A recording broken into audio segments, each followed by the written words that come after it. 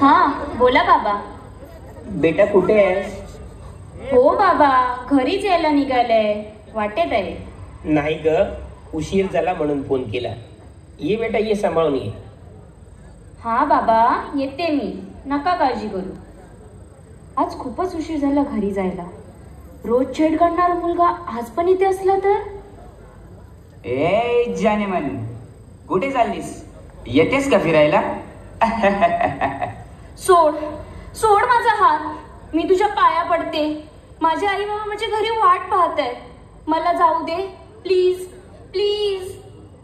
अगं चल चल ग, थोडी मजा करू घेऊ. धावा धावा कोणीतरी, मला वाचवा येणार धमाच्या तावडीतून. अरे अरे, दारा खिडक्या उघडे ठेवून काय तमाशा पाहताय? वाचवा कोणीतरी. अरे, माझ्या जागी जर तुमच्या आया बहिणी असत्या तर असेच तमाशा बघत उभे राहिला असता का? अगं कोणी नाही येणार तुला वाचवायला. ही आजूबाजूची लोक फार तर काय करतील, मोबाईलवर शूटिंग करतील, पण तुला ते वाचवायला येणार नाहीत. वाचवा वाचवा मला कोणीतरी. हे देवा, हे दयेच्या सागरा, तू तरी धाव घे माझं रक्षण करायला. तू तरी धाव घे, तू तरी धाव घे, तू तरी धाव घे. यदा यदा हि धर्मस्य ग्लानिर्भवति भारत अभ्युत्थानम् अधर्मस्य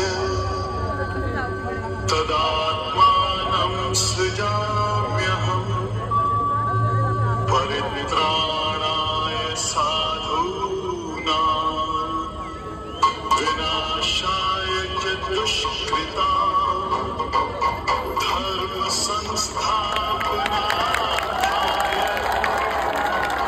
संभवामि युगे युगे. उठ बालिके, उठ उठ.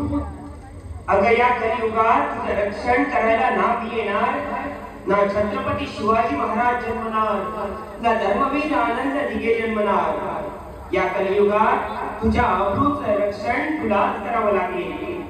या नेत्यांच्या ओझ्याखाली जमलेली ही तपास यंत्रणा, न्याय व्यवस्थेकडून होणारी दिरंगाई, यामध्ये तुझ्यासारख्या पीडितांना न्याय मिळेल असं वाटत नाही.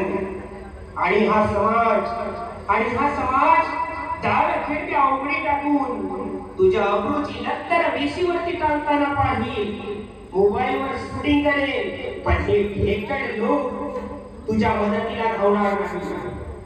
उठ बालिके, उठ. स्वरक्षणासाठी घे दुर्गे अवतार, घे हातात शस्त्र,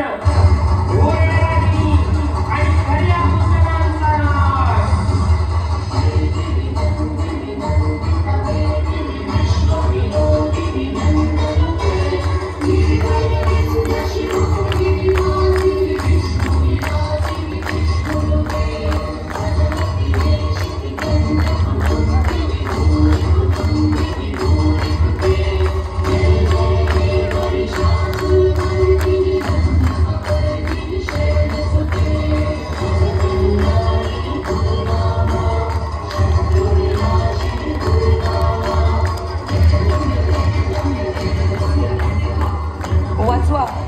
वाचवा मला कोणीतरी, वाचवा.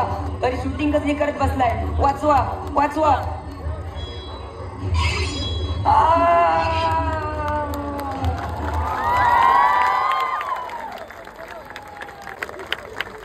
उठणार नाही, मातणार नाही. मुलगी आहे म्हणून कधीही अन्याय सहन करणार नाही. हा संदेश जय वेतोबा गोविंदा पथक, जय